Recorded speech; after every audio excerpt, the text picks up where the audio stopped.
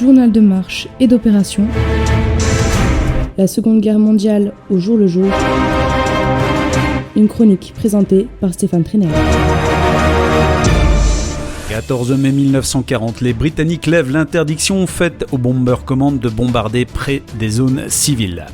Adolf Hitler signe la directive numéro 11 pour la conduite de la guerre. Celle-ci donne l'ordre aux forces au nord de Liège et de Namur de retenir le plus de forces ennemies possible.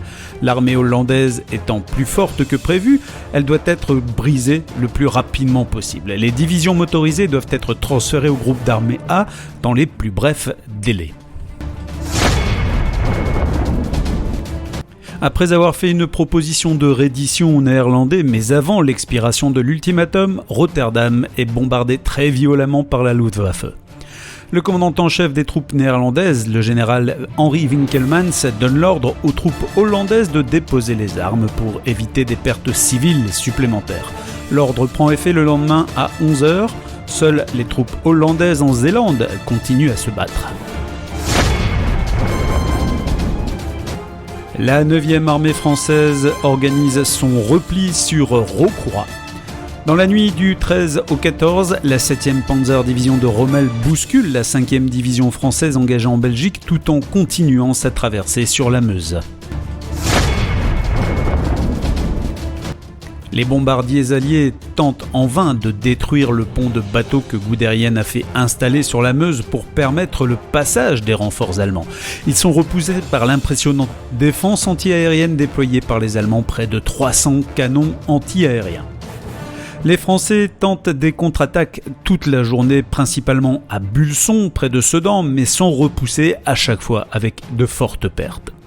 À 14h45, le général von Rundstedt confirme l'ordre donné 2 jours auparavant au général von Kleist, supérieur direct du général Guderian, limitant la taille de la tête de pont à 8 km tant que celle-ci n'est pas stabilisée. Dans les faits, cela implique un arrêt de l'offensive allemande autour de Sedan. Malgré cet ordre, le général Guderian désobéit immédiatement et élargit le périmètre de la tête de pont à l'ouest et au sud de celle-ci. Un bombardier allemand, un Heinkel 111, bombarde et coule le navire polonais Strawberry dans le Viestfjord au sud de Narvik. La grande majorité de l'équipement lourd de la 24e brigade est perdue et la brigade retourne à Arstadt.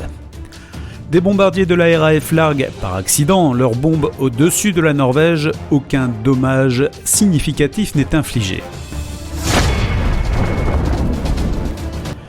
Le gouvernement hollandais est arrivé en Angleterre. Le communiqué de la reine Wilhelmine est celui-ci. Quand il est devenu certain que nous et nos ministres seraient dans l'impossibilité de continuer à exercer librement l'autorité de l'État, nous avons pris la dure mais impérative décision de transférer notre résidence outre-mer pour aussi longtemps qu'il sera nécessaire, avec la ferme intention de revenir aux Pays-Bas quand ce sera possible. Le gouvernement est maintenant en Angleterre. Il voulait éviter d'être placé dans une position telle qu'il serait contraint de capituler. Par les décisions que nous avons prises, les Pays-Bas restent un membre à part entière de la communauté des États et seront en position de continuer la coopération avec ses alliés. Le président américain Roosevelt lance un nouvel appel au président du Conseil italien, M. Benito Mussolini, pour que l'Italie reste en dehors de la guerre. Voici le message. Des rapports venant de plusieurs sources m'informant que vous considérez une entrée rapide dans la guerre m'ont beaucoup préoccupé. Si cette guerre devait s'étendre dans le monde, elle passerait au-delà du contrôle des chefs d'État, engloberait des destructions de millions de vies et du meilleur de ce que nous appelons la liberté et la culture de la civilisation. Et personne, aussi omniscient ou puissant soit, peut-il détruire le résultat, autant pour lui-même que pour son propre peuple. Le secrétaire d'État à la guerre, M. Anthony Eden, crée le Local Defense Volunteers qui deviendra la Home Guard en juillet. Cette force rassemble des hommes soit trop jeunes, soit trop vieux pour le service dans l'armée régulière et est destinée à défendre le sol britannique en cas d'invasion. Près de 250 000 enrôlements sont enregistrés en 24 heures.